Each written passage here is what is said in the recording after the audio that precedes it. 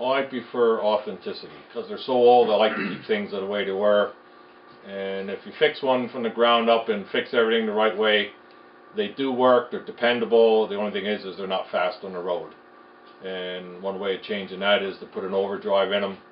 You can at least do about 55 miles an hour with them then, so they're not real terrible. When you restore any old vehicle, authentic, they're usually worth more money than one that's been chopped up or put a V8 in or anything else. So usually the more original something is, worth the more money it is. They're bad riding vehicles. The suspension on them were made to work with, not for the road. The steering and the brakes aren't the best, but if you have them and you're only doing 40 to 50 miles an hour, 55, you got to be a little careful, but it's not like driving a new car with power brakes. You know, you got to put the brakes on a lot farther away from the stop sign, and also going downhill you got to press a lot harder on the brake pedal than you do on a new car. Try and keep the parts there as original as you can, as much as you can afford to do. For the most part, almost any part you need is almost available to restore it, so you really don't have a problem getting parts for them to keep them original.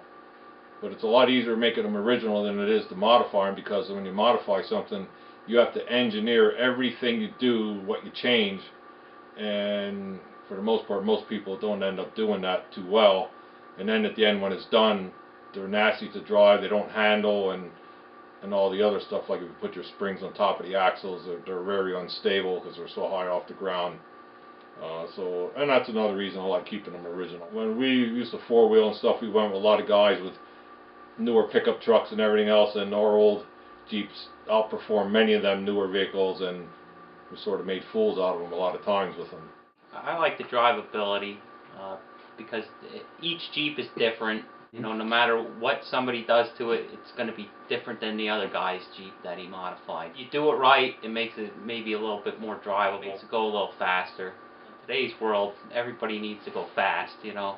So if you're doing 40 miles an hour, you get run over on the road. First thing I tell them is you have to be able to make any kind of parts you need to put that Jeep together, because you're not going to buy anything off the shelf to put it together.